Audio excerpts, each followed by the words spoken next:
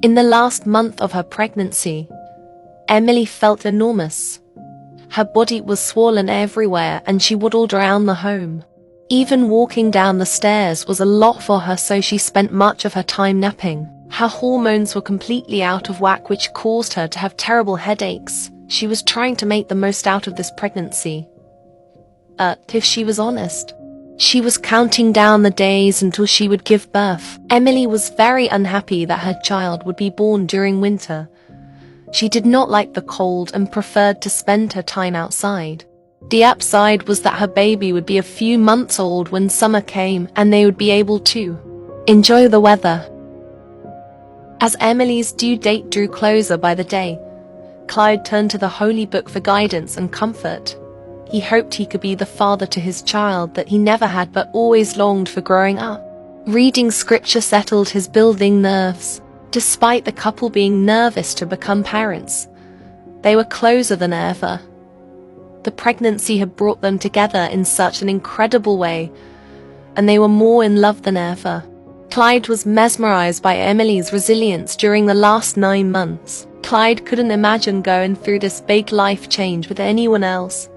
In fact, he couldn't imagine himself ever falling in love or creating a family with anyone besides Emily. He had found his soulmate, the woman he would spend the rest of his life with. Emily didn't know she could experience such happiness in her life. She thought she was always destined for a life of mediocrity and disappointment, but now, because of Clyde, she would now become a mother and always experience true love. Clyde knew that no two humans alive had ever loved and been loved by someone like how he and Emily loved each other. As Emily's pregnancy was nearing its end, Clyde forbade her from even lifting a finger. He completed all of the housework, never complaining once. He would do anything to make her more comfortable. Clyde's absolute favorite thing to do was feel his child kick. He would talk to his baby and sometimes even sing. The baby loved the sound of their father's voice, often kicking in Emily's belly with excitement. One night after Clyde returned home from selling his woodworking pieces, he relaxed by the fire and read the Holy Book. Emily followed suit and sat down by the fire, but was met with the most painful sensation pulse through her body. She was unsure what labor would feel like, but the actual feeling was far worse than she imagined. Despite the unimaginable pain, they would soon become parents.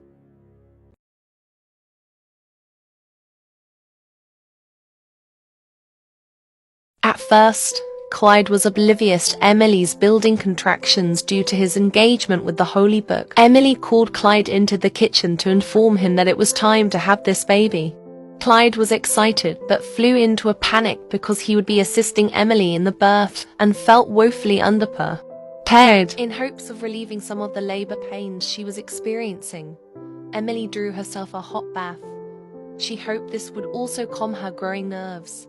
She knew this day was coming but did not yet feel ready to give birth nor raise a child. She, too, was panicking. Clyde waited for Emily to emerge from her bath, trying to calm down so he could be the gentle and collected person that Emily needed in this moment. Clyde sat with her as she attempted to even her breathing. Each contraction was more powerful and painful than the last. Clyde wished he could take her pain away, or that pain could fall into him instead. It broke his heart to see Emily in this state. Emily asked Clyde for reassurance that she could do this, and that she would be a good mother. Clyde sang her praises and told her how much he loved her and how proud of her he already was. Emily labored for that entire day. She was exhausted and in such pain. She clung to Clyde as they swayed back and forth. The subtle movements brought some relief to Emily, but what really brought her comfort was Adair, Clyde whispering kind words into her ear. She told Clyde she loved him over and over again. She was so grateful that she was going through this with a good man. She then felt the overwhelming urge to push. Clyde and Emily rushed into their bedroom where Emily was to give birth. Emily was trembling in pain and anticipation to meet her child. Clyde rubbed her back and spoke encouraging sentiments to her. He was astonished by the look of determination on Emily's face. Emily wrapped her arms around Clyde as she cried out in pain when the baby was crowning. She pushed with all of her might. Only one more push and she would have their child in her arms. Emily gives birth to a healthy baby boy, Fletcher Bennett.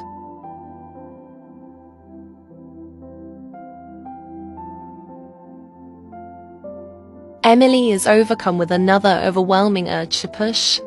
Now panicked that they would have two babies instead of one. Edmund Bennett was born 10 minutes after his brother.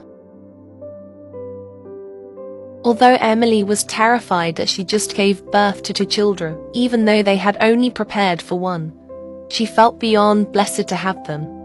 She always wanted a son, and now she had two. Clyde stared at his little Fletcher, his heir. He was determined to be a great father to his boys, the opposite of the father he had. He would always encourage them to do what they were passionate about and to be their own person. Clyde took care of his boys that first night after Emily gave birth to them. Emily had sacrificed her comfort and body for 9 months and deserved to rest. Clyde also wanted to talk to his sons and express how happy he was that they were here.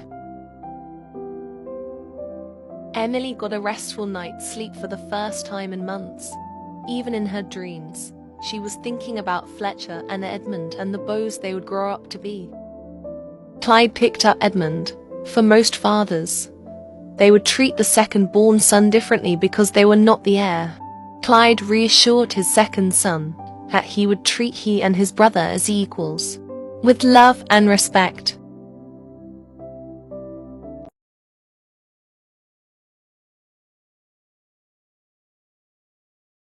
Emily was proud of all of the knitting she had done while pregnant. It was lucky because she had two babies to clothe instead of one. She loved to watch her babies sleep. She was still in disbelief that she had two healthy baby boys to love and cherish. Clyde wanted Emily's life to be as easy and painless as possible as she transitioned into motherhood. He was not as good of a cook as she was, but he figured cooking some of their meals would be helpful. He wanted Emily to bond with their children. Emily was bonding with her children. She achieved this through breastfeeding. She was the only person that was able to provide sustenance for her children, and that allowed her to feel proud of her body and capable as a mother. She loved her sons more than anything in the world. The sleep deprivation of having twins did not matter when she looked at those little faces. Emily found herself bonding more with Edmund. It was more natural with the younger twin, and she felt so guilty that she had already picked a favorite. She kept this to herself in fear Clyde would look down on her. Having the twins brought Clyde and Emily closer together intimately. Instead of getting some much-needed rest after tending to the boys, they spent time together. They enjoyed playing cards together. They would sometimes even up the stakes and play strip cards. Their dynamic had certainly changed since the birth of their twins, but they did not let it define their relationship. It would still be Clyde and Emily, even after their children left the home. They still prioritized their relationship and love for each other every day. They got creative with where they initiated their lovemaking due to their bedroom being so close to the boys' room. They did not want to wake them. Having twins was difficult because they would rarely sleep at the same time. Clyde and Emily were able to get into a routine, while Clyde was on leave from his woodworking business. Emily breastfed a child while Clyde changed the other's diaper. They became a well-oiled machine. The couple quickly decided that they wanted to have another baby. Clyde had always wanted a daughter, so they wanted at least one more child to add to their family. The revelation of wanting to add a new addition gave them an excuse to participate in even more lovemaking. Their intimacy was not simply lovemaking though. They genuinely loved to be around each other and cherished each other. The love that this couple felt for one another was almost tangible. It was so powerful. The first year as a family flew by quickly, and it was time for the twins to age into infants. Since Fletcher was older by 10 minutes, he aged up first. Fletcher is a wiggly infant.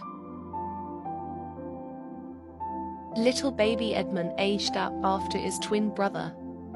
Clyde silently hoped that the younger twin would not always be in his brother's shadow. Edmund is an intense infant, oh boy.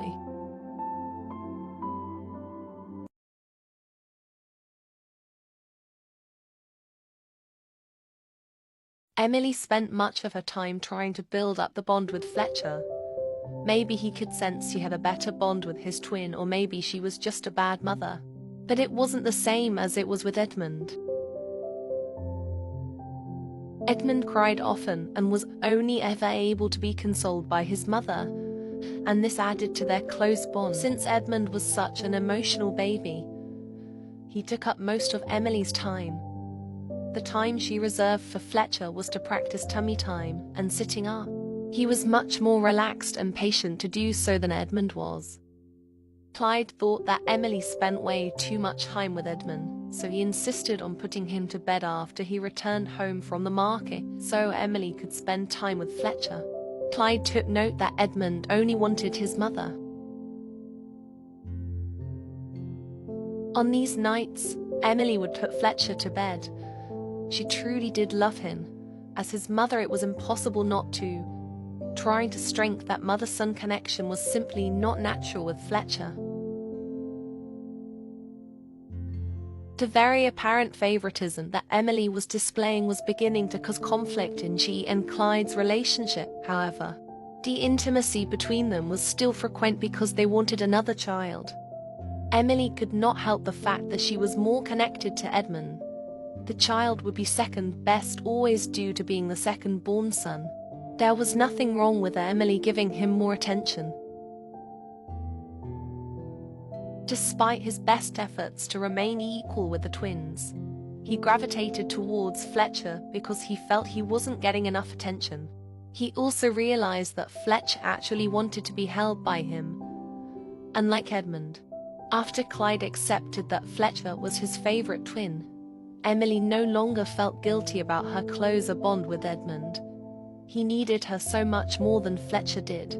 Clyde had built toys for the boys to play with that were also beneficial for the boys' motor development. He had to convince Emily to put down Edmund so he could always play with the toy. While Clyde was making more woodworking pieces to sell, Emily worked on tummy time with both of the boys. She practiced extra long with Edmund because he needed the extra help. He wasn't as resilient as Fletcher. Fletcher responded well to tummy time. Clyde would joke with Emily that he would reach his milestones before Edmund. That enraged Emily, so she focused on making sure they reached their milestones at the same time. On special occasions, Clyde would take Fletcher with him to town and Emily would keep Edmund with her. Edmund enjoyed to be outside while Emily cleaned the laundry. Clyde liked to take Fletcher to the market with him. His son babbled in excitement at all of the bright food and woodworking pieces for sale. He refused to use his son as a bargaining chip to sell his woodworking products, as it reminded him of his own father. He simply loved to spend that extra time with his son. He wanted both of his sons to be loved and cherished equally. He was happy he had a stronger bond with Fletcher. Clyde was finally back to woodworking and selling his pieces in town, so Emily was fully alone with her boys for the majority of the day. Since Clyde was not there as much to give Fletcher attention, she made a conscious effort to bond with her firstborn son. She felt more of a connection with him finally, and that alleviated her anxieties of being a bad mother. Clyde insisted on being in charge of the bedtime routine, so he was able to have just a small amount of time to be with his boys. He liked to read them stories that Esmeralda used to read to him growing up. He was so proud to be their father. Emily began to vomit in the middle of the night. She was hopeful that this meant she was with child again.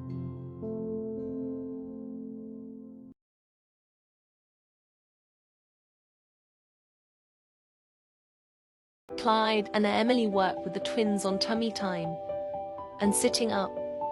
They playfully turned it into a competition to see which infant would complete their milestones first. Fletcher was ahead of Edmund. Clyde worked more with Edmund because he wanted him to succeed too. Emily put Fletcher to bed, finding herself happy to spend that one-on-one time with the older twin. After they put the twins in bed one night, Emily confessed that she had morning sickness. Clyde beamed and gushed that he hoped she was with child.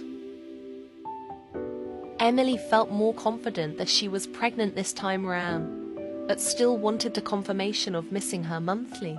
The couple basked in the likelihood of having another child, and Clyde desperately hoped for a daughter. Emily continued her daily chores as usual. She wasn't due for her monthly for 2 more days. She allowed herself to relax and focus on the 2 children they already had. Those 2 days flew by, and she anxiously awaited confirmation of whether she was with child or not. She tended to her garden to calm her nerves. The last thing that she wanted was to disappoint the love of her life. She must have weighed herself into a bout of nausea because she ran inside and vomited. She cleaned the toilet extensively. She had done so well about not overthinking the potential pregnancy for 2 days, but now she felt shaken. She realized in that moment how much she wanted another child to complete their family. Cleaning the bathroom and all the worrying had exhausted Emily. She decided to take a nap while the twins were playing with their toys. During Emily's nap, both children reached a milestone. Edmund learned to put his foot in his mouth. Fletcher reached the large milestone of learning to roll onto his tummy. This meant he was close to being able to sit up. Emily walked into the boys' room and witnessed the very end of Fletcher's milestone. She scooped him up in her arms and showered him with praise. She was so proud of him. The excitement of her children reaching milestones turned into more excitement as she realized she had missed her monthly and was pregnant with their 3rd child. Clyde returned home that night, and Emily told him the exciting news of their boys reaching several milestones while he was gone. Clyde worked with each boy diligently, while Emily prepared dinner. He knew that Emily had likely spent more time working with Edmund, so Clyde worked longer with Fletcher. He was so proud of how quickly he was learning how to sit up. In fact, as soon as Clyde went downstairs to eat dinner with Emily, Fletcher reached yet another milestone and learned how to sit up unassisted. The poor boy was sad that neither his mommy nor his daddy were there to witness it. Meanwhile, downstairs, Emily shares the wonderful news that they are expecting another child. Clyde is so excited that there is a possibility that he would soon have a little girl to love and cherish. He tears up. Before bedtime, Edmund also reaches the sitting up unassisted milestone. Like everything else, he did so after his brother. He would always be in his shadow.